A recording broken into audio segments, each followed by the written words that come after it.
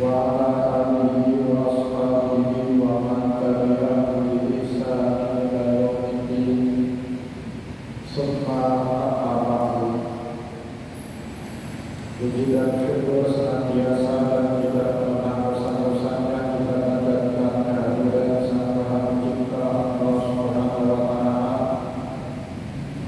yang mana dengan limpahan karunia-Nya, rahmat-Nya, hidayah-Nya serta anugerah-Nya kepada kita semua, kita kembali masih diberi kesempatan, kesehatan dan usia panjang oleh Allah untuk sama-sama dan senantiasa mengabdikan diri kita di jalannya dengan menjalankan segala perintahnya dan menjauhi semua larangannya.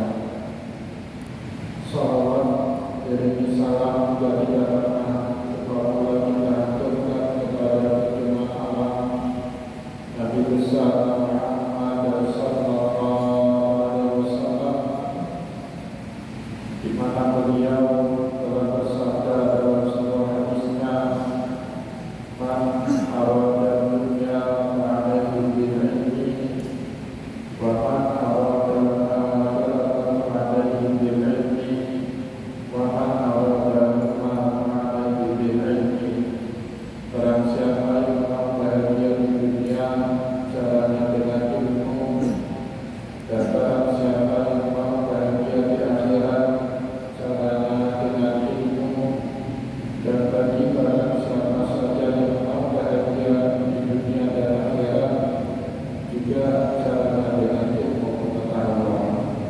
Bapak Ibu kaum muslimin dan muslimat, jamaah salat maghrib dan juga isya yang dimuliakan oleh Allah, hari pada kesempatan malam yang mulia ini, sambil kembali kita yang iktikaf di rumah Allah, mari sama-sama kita kembali melanjutkan pengajian fikih kita dengan kitab Al-Fiqhul Islami wa Adillatuhu karya Syekh Imam Wahbah As-Suhaimi rahimahullahu ta'ala.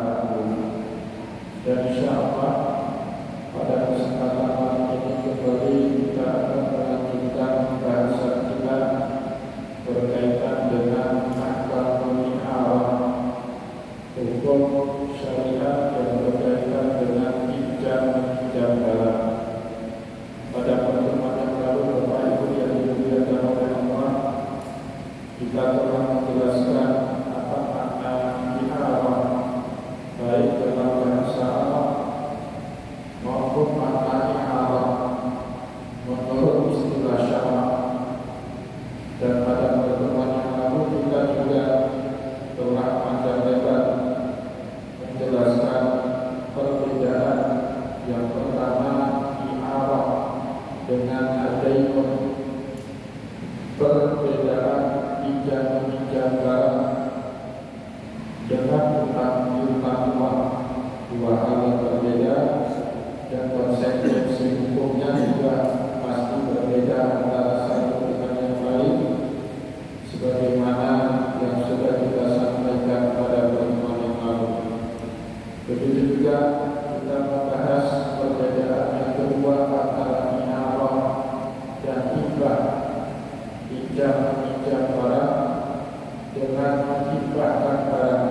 Pinjam-meminjam hanya mengalihkan hak mengambil manfaat dari satu barang dalam tempo waktu tertentu tanpa berpindah kepemilikan dari barang tersebut, sehingga pada saat temponya kembali al-mustahil, peminjam barang diwajibkan dalam hukum syara' mengembalikan barang yang dia pinjam kepada al-mu'ir, kepada yang memberi pinjaman. Bedanya dengan hibah, tidak hanya mengalihkan manfaat barang dari al-wahib kepada al-mawhubi, dari penghibah kepada penerima hibah, tapi juga hibah menyebabkan terjadinya pemindahan hak kepemilikan dari barang yang dihibahkan kepada mereka yang menerima hibah. Itu perbedaan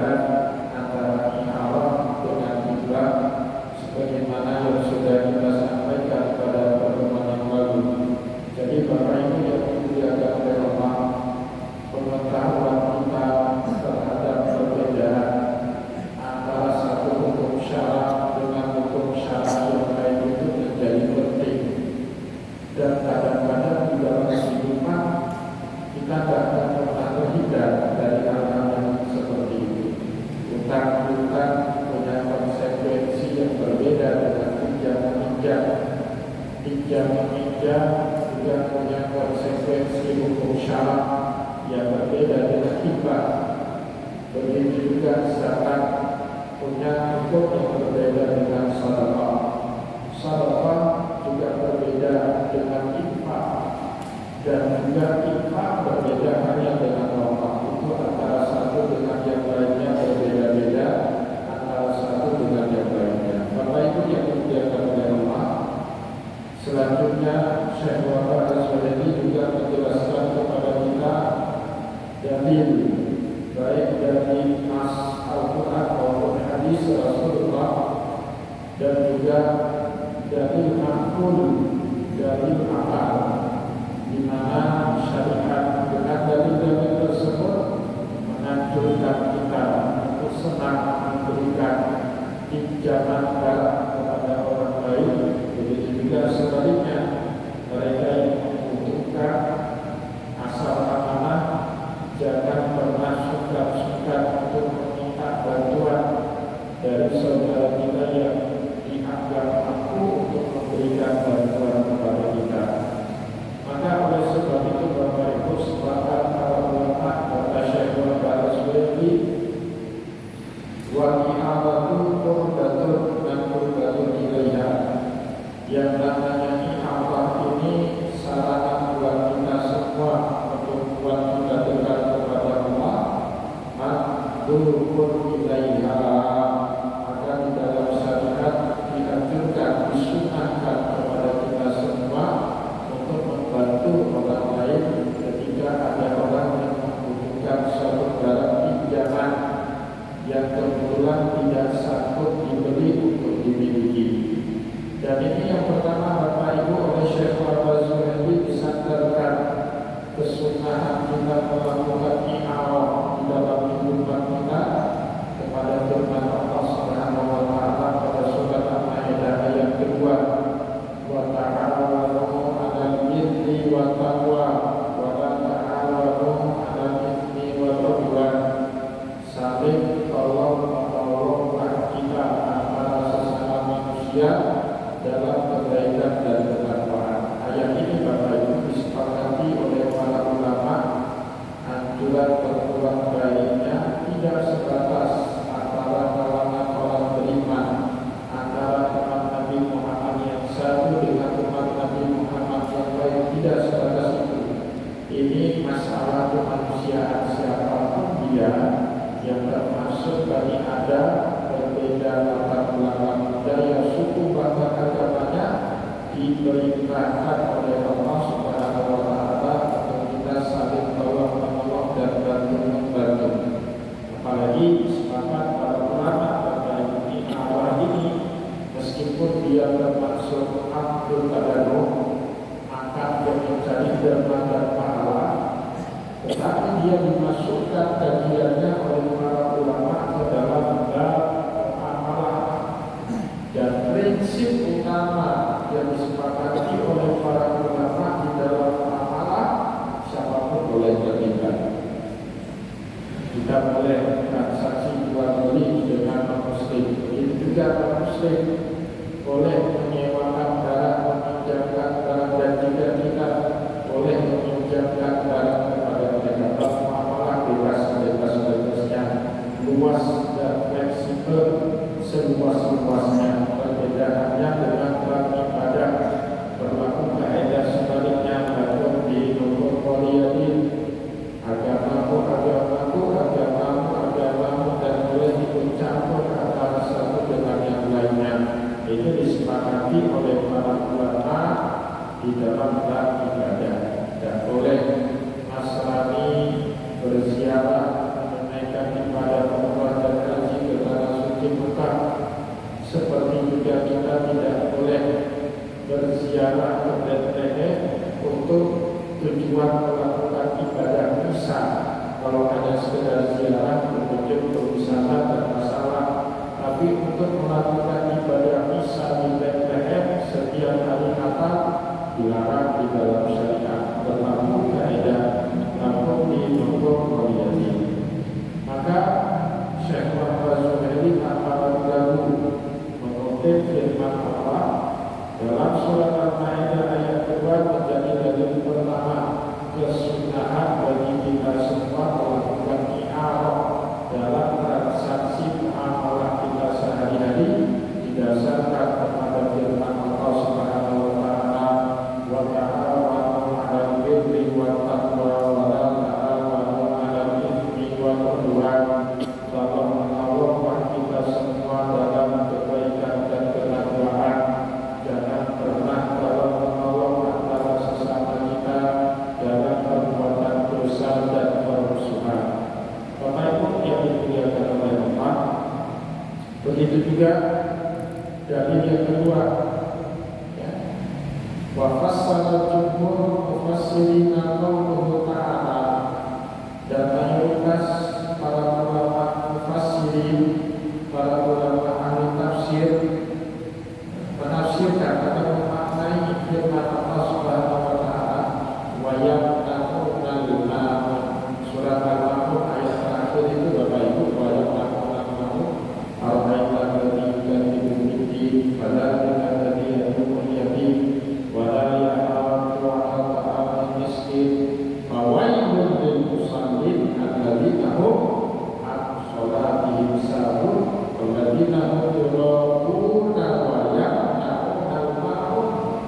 Apa makna ujung daripada surat Al-Ma'un itu? Ayat Al-Ma'un ditafsirkan oleh hampir semua para ulama tafsir bima yastani'uhu al-jiran waktu min ba'din. Makna ayat Al-Ma'un antara sesama tetangga tidak saling peduli, tidak mau saling minjam-minjamkan barang yang dibutuhkan antara kedua belah pihak dalam kehidupan sehari-hari. Nah, ini masuk kata-kata dari Allah sebagai pendusta agama. Siapa pendusta agama itu? Pertama, al-ayat dari Jatuh. Apakah kalian tidak menyaksikan para pendusta di dalam agama Islam ini, walaupun dia mengaku beriman ikut Nabi Muhammad, tapi kalau tidak ada beberapa hal ini pada dirinya, Rasulullah SAW menghakimi mereka ini sebagai pendusta agama. Apa yang pertama? Al-ayat dari fadzalika alladzi yad'ul yatim. Yang pertama, mereka yang menelantarkan anak yatim, terutama yang ada di lingkungan mereka sendiri. Itu pendusta agama. Apalagi wali menelantarkan anak yang ada di bawah perwalian yang durhaka. Betul itu, ya, dosa betul itu. Fadzalika alladzi yad'ul yatim, yang pertama, wala ya'udu 'ala ta'amil miskin. Yang kedua, mereka tidak pernah peduli dengan fakir miskin yang sekarang dalam keadaan lapar yang tidak mau pernah memberikan santunan makan kepada mereka. Itu pendusta agama yang kedua. Membuang duit untuk diri sendiri, tidak pernah memberi orang lain lapar ataupun kenyang. Yang kedua, para ibadah miskin. Yang ketiga, al-wajibul musallin, celaka bagi orang yang sholat. Siapa itu? Alladzina hum 'an shalatihim sahun, lalai dia, abai dia dengan melaksanakan waktu sholat yang ditakhirkan, bahkan sampai tidak sholat, keluar waktu berhari-hari, berkali-kali sampai dua. Alladzina hum 'an shalatihim sahun, itu alladzina hum yura'un. Yang keempat, orang yang suka pamer dalam melakukan berbagai macam amal saleh. Dikit-dikit pamer, dikit-dikit pamer. Bedaannya Bapak Ibu berkaitan dengan urusan orang banyak wajib pamer, ya kan? Bapak Ibu dipercayai menjadi pengurus BKM masjid. Masjid banyak sumbangan, banyak sedekah, banyak infak. Bapak Ibu itu wajib transparan, wajib itu, bukan? Ustaz, kenapa tidak pernah diumumkan berapa cewek minat kemarin? Kan kata Ustaz Mizan dilarang pamer, itu tidak boleh ya. Itu harus transparan Bapak Ibu, berapa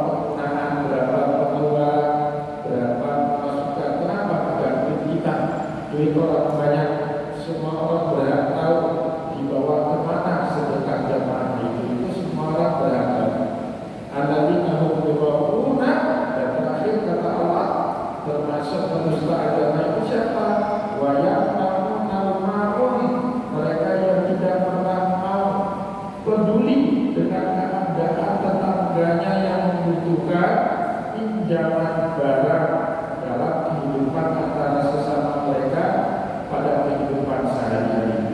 Maka dikatakan oleh Syekh Al-Ghazali, wa fassara jumhur mufassirin qawlahu ta'ala.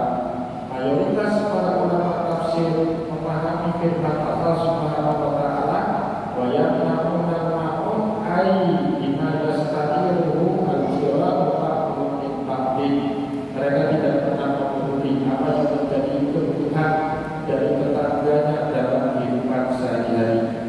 Kadang seperti kadang butuh ember, malam-malam tiba-tiba ember kita pecah, wah butuh sekali pakai ember malam itu.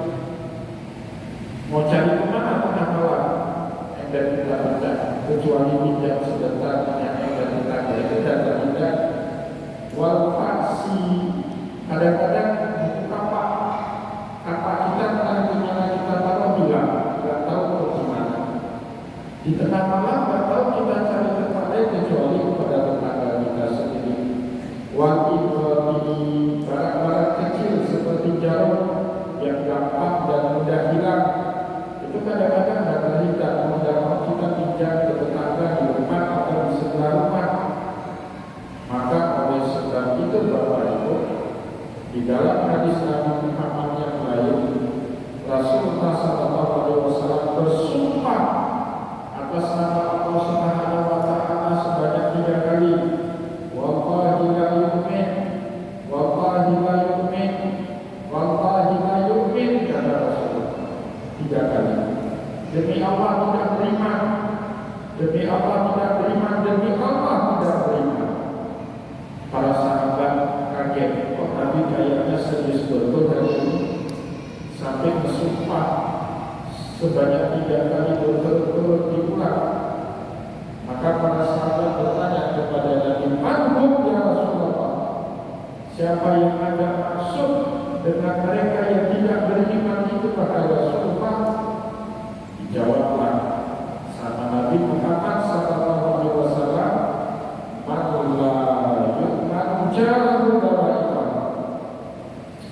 sekali-kali demi Allah tidak beriman bagi barang siapa saja yang tidak bisa menjamin tetangga di sebelah, di samping, di depan, di belakang rumahnya tidak tersentuh dari sifat buruk yang ada pada diri seorang atau pada diri seorang orang tersebut.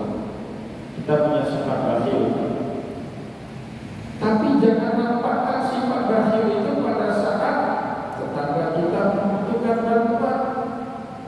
Kalau Bapak Ibu menampakkan dan mewujudkan sikap bakhil itu padahal tetangga kita sedang membutuhkan pinjaman barang atau bantuan kita, itu orang yang disumpah sama Nabi sebagai orang yang tidak beriman, karena dia tidak bisa menjamin tetangganya itu terlindungi dari sifat jahat yang ada di dalam diri. Kita orangnya temperamen, gampang marah, tapi jangan pernah temperamennya kita itu membuat tetangga kita sakit hati. Jangan pernah bermain. Kalau kita dikutuk sama Rasulullah, kita bahagia orang yang tidak terima. Ada tetangga yang agak ngesalin dikit, jangan nampakkan untuk asli kita. Tahan. Kalau itu kita wujudkan, berarti kita tak bisa menjamin tetangga kita itu terlindungi dari sifat buruk yang kita miliki. Apa temperamen, apa bakhil, apa pelit, apa suka cinta ngomongin orang lain, terutama tetangga di sebelah rumah kita. Nah, jangan sampai seperti itu, Bapak Ibu yang dibiarkan oleh Allah. Maka dari itulah para ulama merumuskan kesunahan dianjurkan bagi kita untuk gampang dan mudah dengan badan, dengan tangan membantu orang yang lain membutuhkan bantuan dari kita semua, ya. Baik bantu barang yang namanya imarah, bantu uang namanya dailun, kullu ma'il muslimin qarraba musliman qarrataini fa'at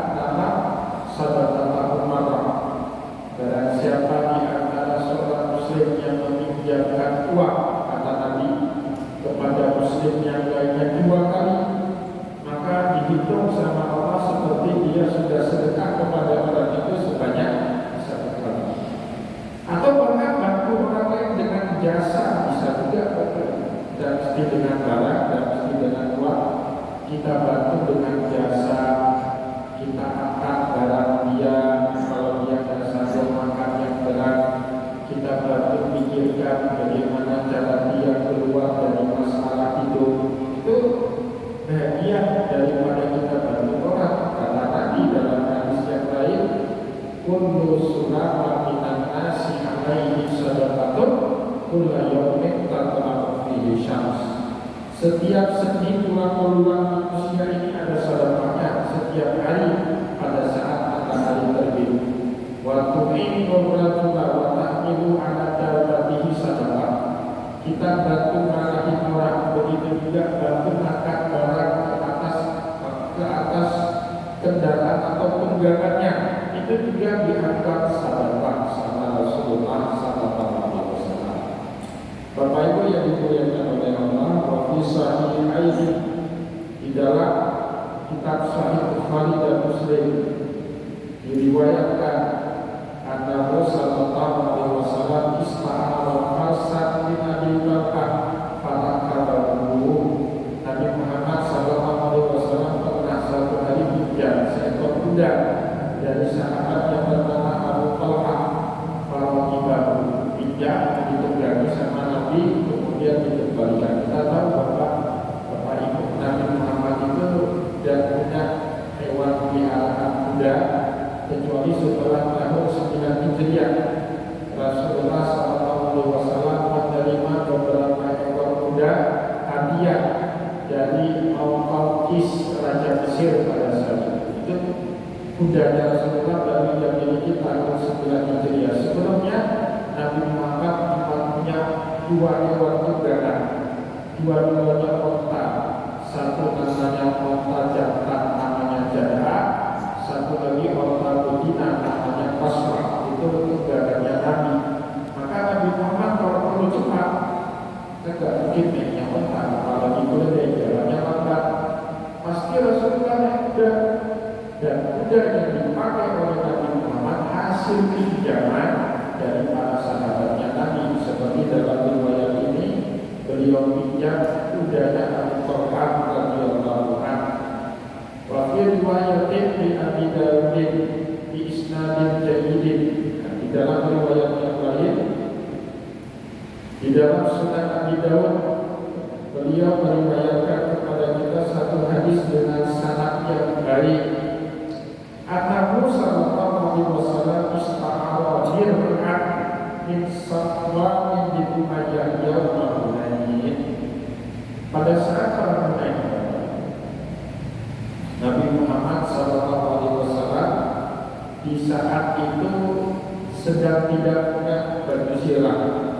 Baju sirah itu baju besi yang biasanya dipakai oleh orang zaman dulu untuk berperang. Nah, padahal Nabi sebenarnya punya baju sirah, tapi saat itu mau perang Hunain tahun 9 Hijriah, baju sirahnya Nabi itu digadaikan ke tokonya orang Yahudi untuk beli beberapa karung gandum. Jadi Nabi tidak punya duit, ingin utang, tapi dengan pinjaman. Utang dengan pinjaman dalam bahasa Islam namanya rahmah, atau kita nyebutnya gadai. Orang Aceh nyebutnya gadai.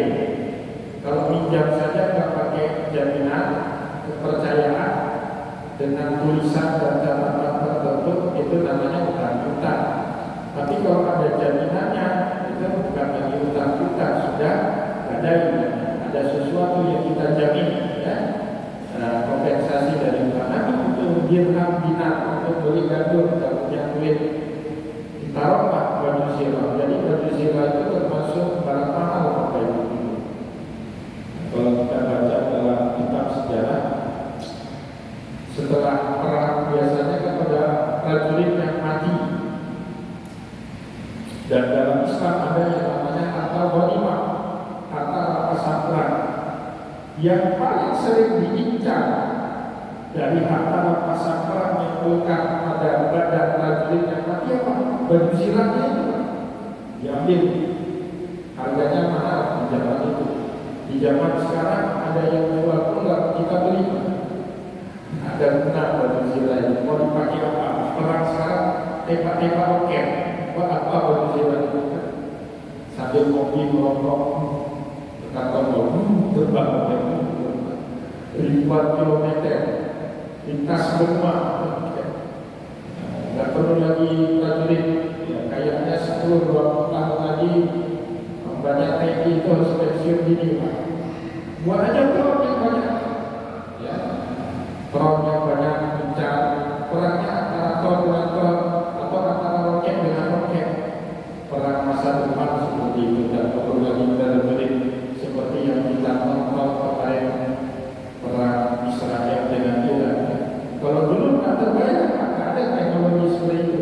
Tahun 50-an, tahun 60-an, perang Arab, Mesir, Suriah, Jordania, Lebanon, perang bersatu padu lawan Israel. Mulai tahun 1945 sampai tahun 1970, 4 negara lawan 1 negara, perang-perangan, pakai tank, pakai artileri, pakai prajurit darat, tidak ada roket belum ada. Tapi zaman sekarang, ya, orang di Cina sana bisa tembak roket di sini, ya. Moga-moga nggak ketembak di Aceh, ya. Karena orang Aceh masih nanti apa ini. Habis apa itu dari benar dan balistiknya Iran. Bapak Ibu yang dimuliakan oleh Allah, saat perang Hunain, Nabi sedang dapatnya itu baju zirah. Ada seorang sahabat sakit, anak muda, namanya Sa'ad bin Umayyah, dan bisa ikut jihad. Rasulullah SAW pinjam baju perangnya, baju besinya, baju zirahnya Sa'ad bin Umayyah. Apalagi perang Hunain itu perang pertama dalam sejarah kenabian yang Muhammad, di mana jumlah pasukan Islam lebih banyak dibandingkan jumlah pasukan kafir. Maka dari sallallahu fi awatina katsiratin wa yawma Hunain, Allah telah banyak membantu Muhammad dalam berbagai perang, termasuk saat kamu berperang di Hunain. Awalnya Nabi kalah, in a'jabatkum kasratukum, saat kalian terlalu heboh dan jumawa dengan jumlah pasukan yang banyak. In a'jabatkum kasratukum falam tughni ankum syai'a. Padahal jumlah yang banyak itu kadang-kadang nggak kasih keuntungan apapun buat kita. Betul, Pak. Dulu Nabi Muhammad jumlah pasukannya selalu lebih sedikit daripada pasukan musuh, tapi selalu menang. Hari itu jumlahnya lebih banyak kalah. Kalaulah bukan berkat dari Allah, habis itu sahabat-sahabat karena kejumawaannya, karena keanggurannya, sehingga agak remeh pasukan yang lebih kecil, ya. Jadi ceritanya Bapak Ibu yang dimuliakan oleh Allah, pada saat perang Hunain itu Nabi Muhammad pinjam baju besinya Sa'ad bin Umayyah. Faqala Rasulullah ya Muhammad, ada orang yang pinjam pihak Nabi Muhammad pakai baju perang yang kurang cocok. Dalam satu riwayat, baju perang, baju zirahnya itu kebesaran, karena Sa'ad bin Umayyah badannya lebih besar daripada badannya Nabi. Ya, saat Nabi pakai baju zirah itu longgar, seperti anak SD pakai baju abangnya yang di SMA. Kita bilang, wah, kalau jadi agak kan gitu kita sendiri. Tapi ini ada orang yang dengki kalinya itu ngomong, para sahabat yang Muhammad, apakah kamu mendapatkan baju zirah dari hasil mencuri Muhammad? Karena bukan ukurannya Nabi, ya. Faqala, dan Nabi jawab, faqala bal a'tiyatun lakum, tidak, ini bukan barang curian, tetapi barang pinjaman dengan jaminan tertentu.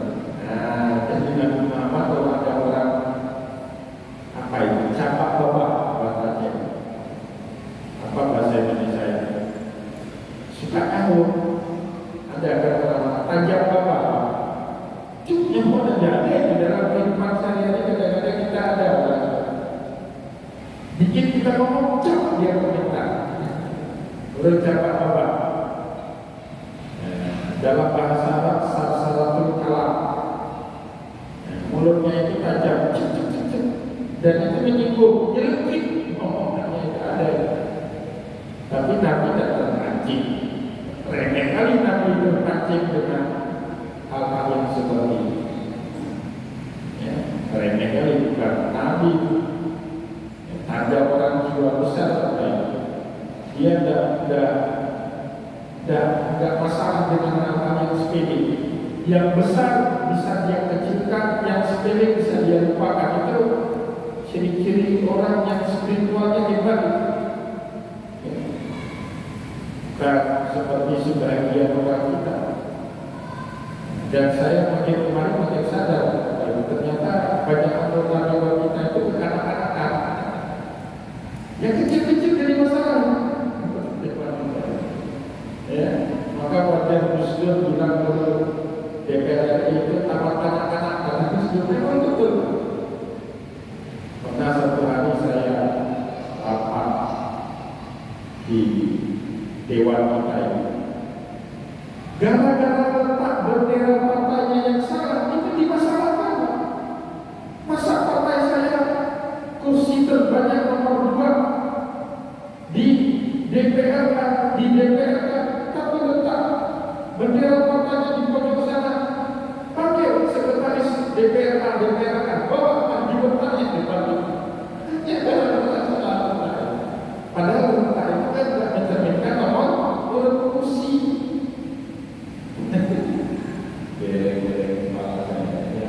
Betul-betul kekanak-kanakan. Anak saya aja lebih dewasa daripada anggota dewan itu.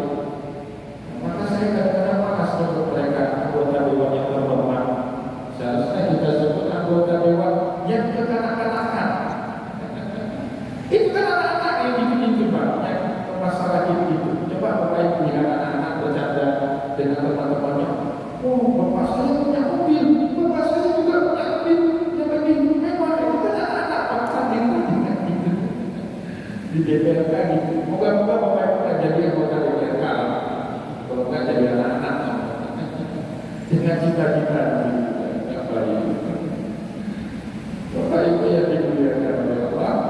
Nah, Nabi Muhammad di sini kita belajar kedewasaan dari beliau.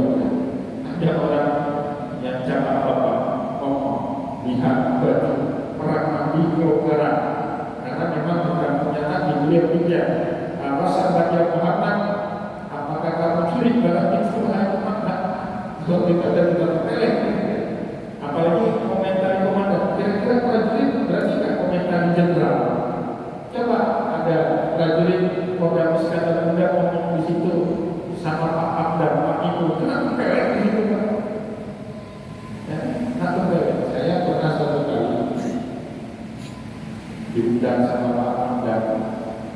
Karena ajudan yang tidak kenal saya disuruh pulang Pak, pulang saya tunggu di situ. Padahal saya datang di situ diundang sama Pak Abdan. Ya sebagai tanda enak kemarin satu Muharram Khutbah Jumat saya di Mandar. Ajudannya nggak kenal. Tiba-tiba stafnya Pak Abdan keluar dari kamar Pak Ibu itu keluar. Pak, udah lama, udah ada hampir 2 jam saya tunggu di situ. Parah dia Pak. Itu yang jaga di situ ditendang di depan saya. Maka ajudan itu apa? 2 bunga atau 1 bunga lupa level kalau nggak salah saya ingat. Ditendang Pak ajudan yang di depan saya ditendang. Enak juga kan? Kalau saya bilang nggak baru 10 menit kan bohong juga saya. Nah, udah hampir 2 jam saya ditendang di depannya. Coba berarti dia komentar di depan Anda bintang 2. Habis karirnya. Nah tapi hari ini Nabi Muhammad dikomentari sama umatnya sendiri. Nah, rasa banyak Muhammad, apakah kau curi baju zina itu wahai Muhammad? Bapak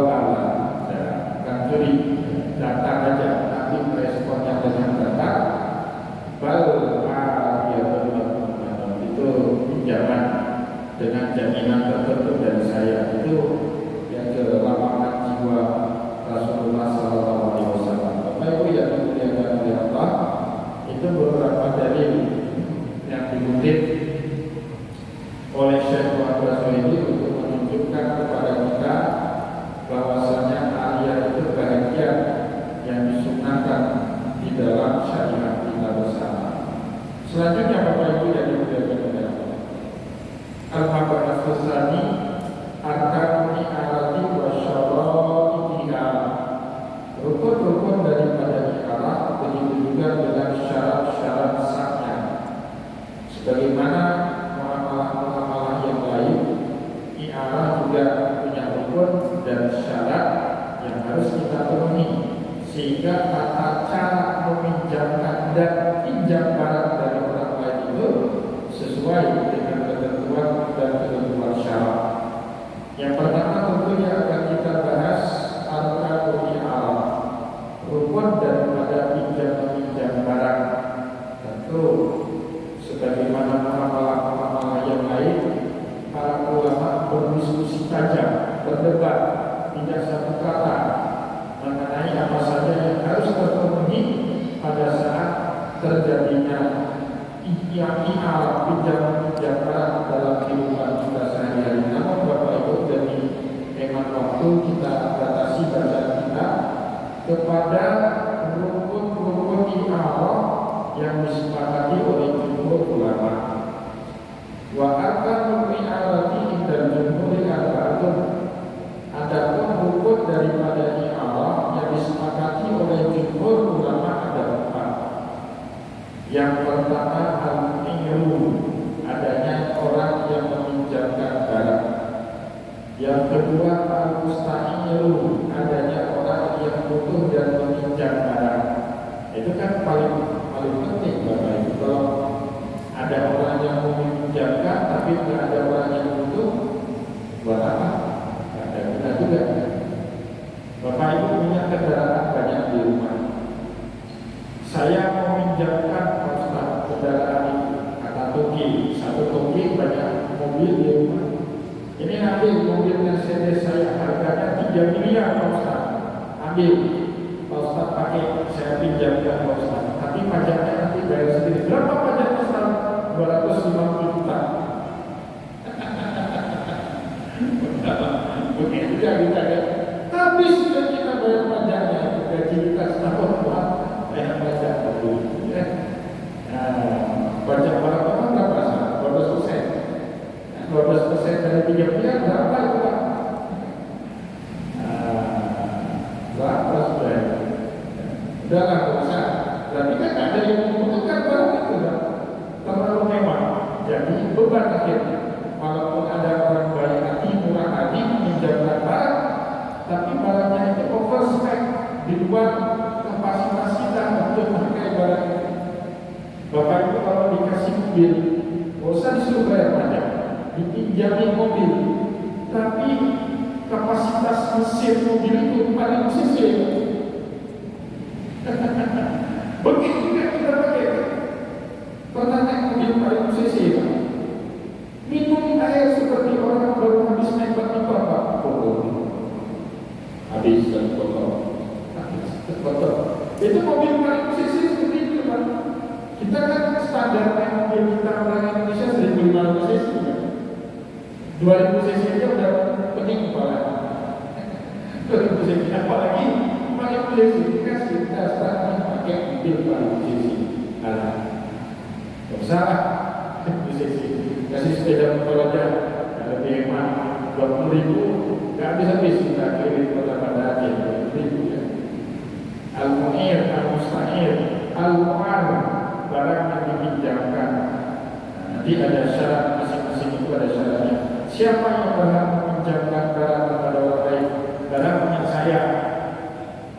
Sepeda motor tertulis di BPKB, di STNK atas nama saya misalnya. Apakah boleh anak saya meminjamkan sepeda motor itu kepada teman dia? Itu nanti menjadi bahan diskusi para ulama ya. Al-Mu'ar, barang yang dipinjamkan. Barang apa aja yang boleh dipinjamkan? Istri boleh nggak dikelola bersama? Pulau, ada aja yang sudah berbuat Sumatera Utara ngajak kelola bersama pulau. Ya, pulau diajak kelola bersama. Ustaz izin rumah Ustaz kita kelola bersama. Itu kan kurang ajar. Rumah-rumah kita diajak kelola bersama, gimana? Kalau mau numpang tempat tinggal sebentar boleh, tapi haknya 3 hari kan kata Nabi. Setelah 3 hari harus keluar. Nah, ada-adanya dalam Islam ya. Wasirah. Nah, harus ada juga sirah. Tentu ijab dan qabul ya. Wahiyah kullu ma yadullu ala hibatil manfa'ah min qawli wa fi'lin. Jadi sirah di sini setiap yang dapat dipahami adanya penghibahan manfaat. Nah, jadi i'arah itu kan yang diambil cuma manfaat kepemilikan dan bertindak, dan itu dalam bentuk ucapan maupun perbuatan. Insyaallah pada pertemuan yang akan datang kita akan bahas satu persatu syarat-syarat dari masing-masing rukun yang sudah kita sebut barusan tadi. Semoga Bapak Ibu yang dimuliakan oleh Allah, apa yang telah kita sampaikan pada kesempatan malam ini bermanfaat kepada kita semua. Saya mohon maaf jika ada yang tidak berkenan. Allah taufik bila